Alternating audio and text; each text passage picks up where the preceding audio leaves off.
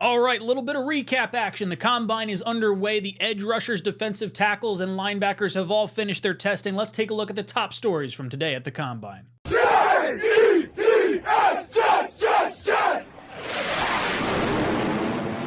All right, gang, welcome in. We're taking a look at the top stories from the combine today as it relates to our New York Jets, as well as the stock up, stock down prices for some of the position groups from today: edge rushers, defensive tackles, and linebackers. So let's hop into it. This one coming with a little bit of a Jet fan hot button kind of issue, potentially. Brock Bowers is a really exciting prospect.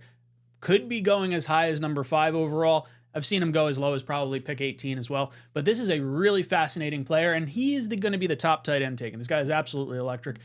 Maybe you're saying at number 10, we want someone that can block for the quarterback and also be a weapon out of the backfield or out of formation. And this guy can do a little bit of both, and he does them at a pretty high level as well. Brock Bowers is going to be the top tight end taken off the board. You were able to see a soundbite from him saying it would be sweet to play with Aaron Rodgers.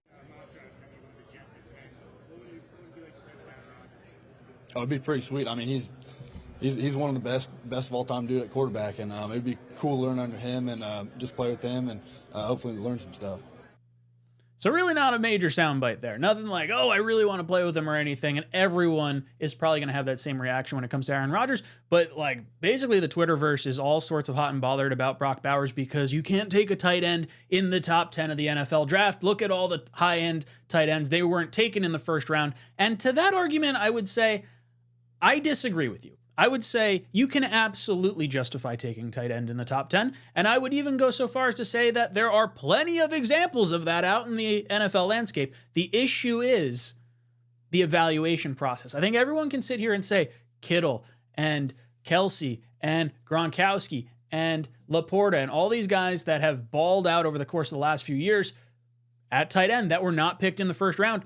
If there was a redraft, they would all be going top 10. 100%. Tight end, when you look at how the NFL playoffs went too, Mark Andrews, Laporta, Kelce, Kittle, the final 4 teams in the NFL bracket, tight end is absolutely important and it's absolutely worth a top 10 pick. The issue is the evaluation process, and just for whatever reason, NFL scouts haven't been able to really hammer down what makes a successful tight end coming out of college and what doesn't. So that's really the complicated portion of this whole thing. Jets got to fix their offensive line first and foremost. Does that happen via free agency, or does it have to be used in the draft with number 10 overall? I think if you can feel comfortable at tackle in free agency, or at least offensive line free agency, and you feel like maybe AVT is going to be one of your tackles, then I think it opens up number 10 for a weapon selection. Although I'm not super confident that Bowers, Neighbors, Odunze, or Marvin Harrison Jr. are actually going to be there for the Jets at number 10. So I think it's probably more likely we're going to end up going offensive line, but I would totally get on board with a Brock Bowers pick. The next thing I want to get into is some of the top quarterbacks the New York Jets met with at the draft. We got to see the Jets meet with Jayden Daniels, Drake May, and Caleb Williams. Now, Caleb Williams, I guess all of this is pretty like, maybe a little bit mind-boggling. It's all due diligence, if I had to say. And even to go a step further, I think it's a little bit of reconnaissance. Obviously, the Patriots are sitting there at number 3. We want to get some intimate time and meeting time with these quarterbacks because one of them very well may be going to our division rival. Not to mention, it's a good idea to get a feeling for what teams within the top 3 right now, which is where all these quarterbacks are projected to go.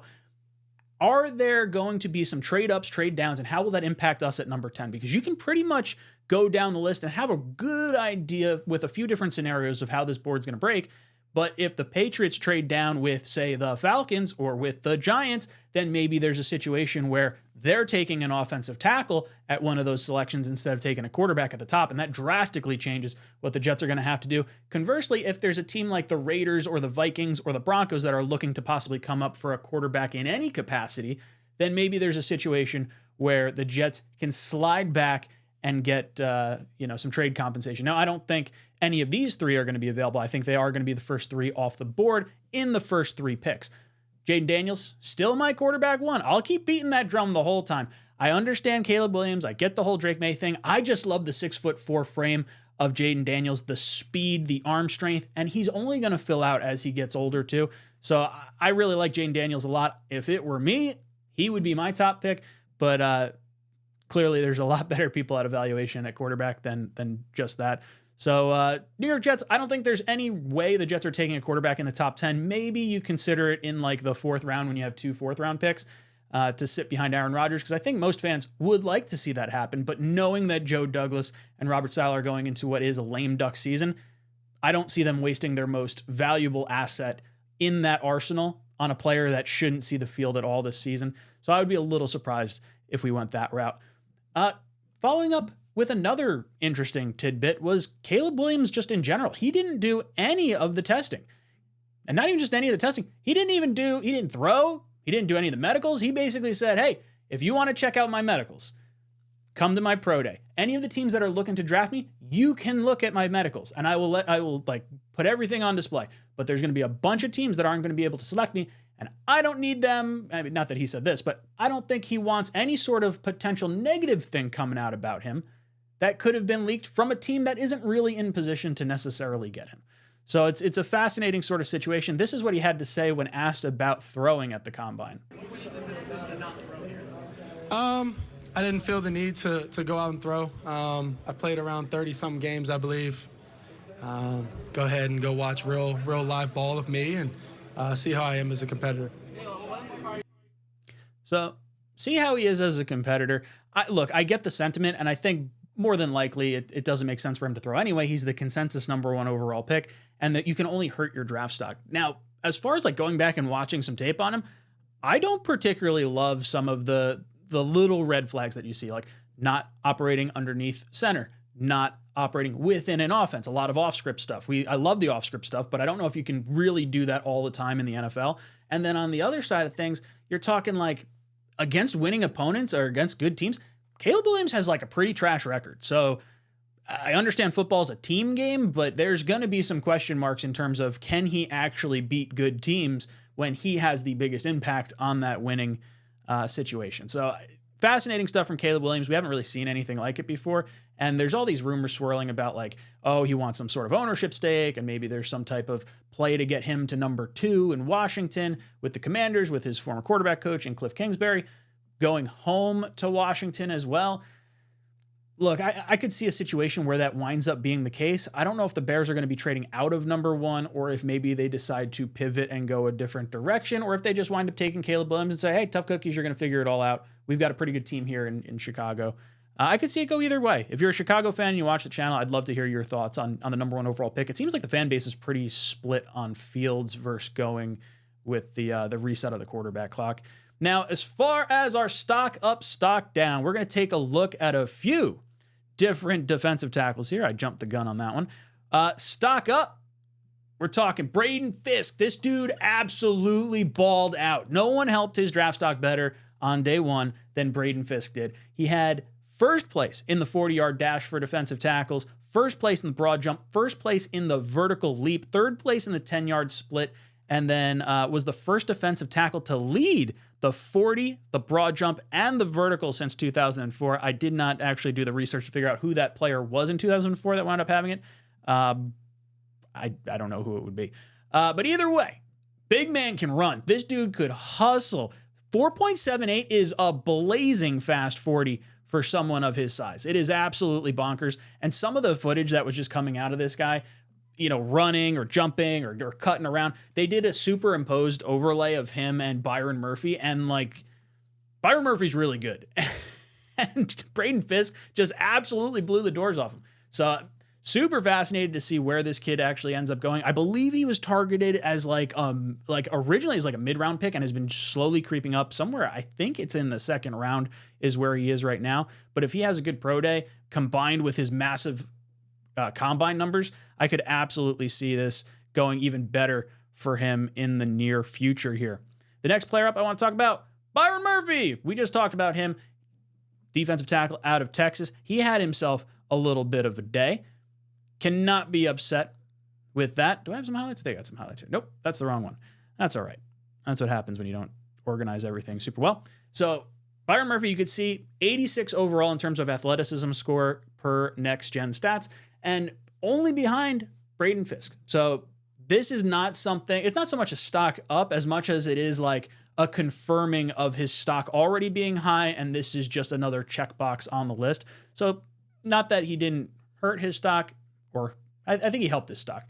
If anything, I think he's going to be very tough. A lot of people had him mocked in like the early 20s, maybe like the Texans or something like that. This cat's going to go probably closer to top half of the first round when all things are said and done. Now, as far as like the Jets go, is there someone out there that the Jets may be taking a look at the defensive tackle position? And I would definitely want to take a look at this. This is someone I had in one of my mock drafts. Jordan Jefferson, defensive tackle from LSU. He originally started at West Virginia, transferred this past year to LSU. Number 5 on the athleticism score. Something to keep an eye on with him for sure. He's a projected 6th round pick, so if the Jets are looking for a defensive tackle that can clog up the middle a little bit, maybe this is where you could see him go. I definitely like what I'm seeing here. 6'3", 313 pounds, has 33 and an 1/8 inch arms, hand size just shy of 10 inches. And let's see, what was this? That was his spider chart. So you can see not too bad. But for a late round swing, I'm okay with this type of selection. Now, the Jets have 1 6th round pick, and I are projected to have 3 7th round picks in terms of comps and whatnot. So if you want to spend one of those picks or maybe package a few of them to maybe come up and get someone like a Jordan Jefferson, I would be all right with that. I like the high upside swings at positions that may not necessarily be of need right now, but will definitely be in need of it going forward. John Franklin Myers, is he going to get a restructured contract? Quentin Jefferson, he got let go. Is he going to be coming back on a maybe short-term deal? I could see someone maybe slotting in next to Quinnen Williams. Moving forward, in terms of the edge class, we've got Chop Robinson having himself a day. Awesome RAS score here. Now, his 40-yard dash time was electric. This dude absolutely balled out. And when you look at the superimposed image of Will Anderson, who went number 3 last year, and Nick Bosa, who went number 2 in the Quinnen Williams draft, he blew the doors off of all of them. So this dude is absolutely a special kind of speed coming off the edge. He's been projected roughly top end of the second, tail end of the first from what I've seen him. I believe Kuiper had him towards, like it might have been Detroit or something along those lines, the back end of the first round in his most recent mock draft. I would really like to see him, on Sundays. He's going to be a fast dude off the edge. So stock up for him. Definitely, sneaking into that first round, 5th-year option, guaranteeing himself, pretty hefty payday there. Another person that helped this stock, Jared Verse, edge from Florida State. Of course, Jermaine Johnson doing a little flex arms on Twitter. Loved seeing that. He, in terms of bench press, you see Jared Verse was second only to Jordan Jefferson, our defensive tackle that I saw just in front, just a minute ago.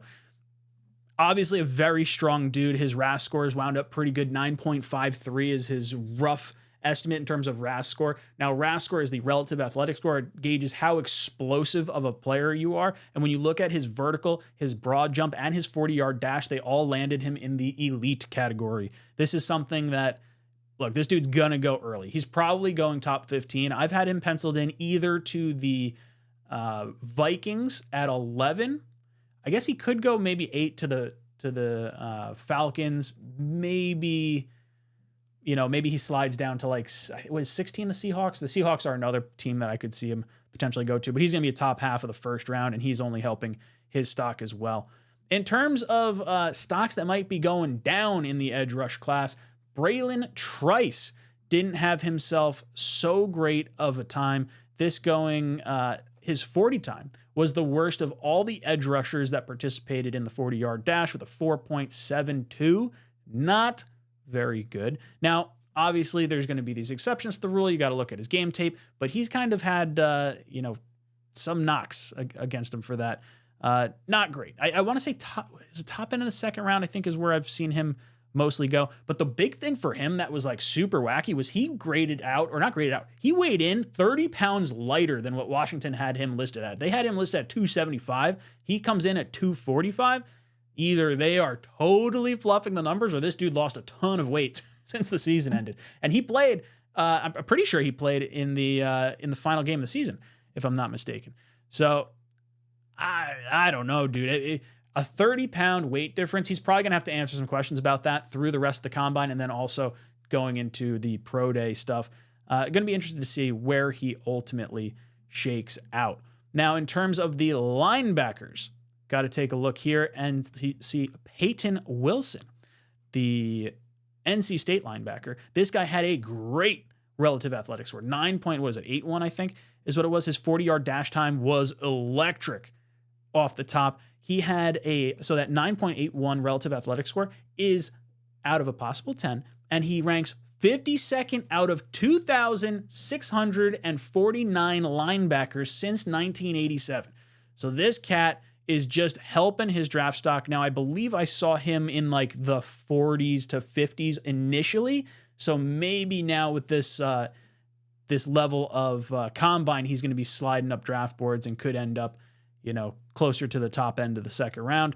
If the Jets end up, maybe this kid's sitting there in the third round and the Jets wanted to look at maybe a replacement in their linebacking core, or if they don't see a big future with Surratt or Zaire Barnes, who they took last year. CJ Mosley, obviously getting up there in age, linebacker could be a potential need for the New York Jets. Another guy with his arrow trending up is Edwin Cooper with a 9.34 RAS score coming in at the linebacker position. This is number 175 out of the 2,649 linebackers that have gone. So another blazing fast 40 time for another linebacker. Keep an eye on him. I did not look. I don't know where he was projected to go. Do I have that note? Let me see if I have it real quick here. I'm sure I probably don't. So a little bit of a recap on him. The 4.51 40-yard dash, tied for third among linebackers.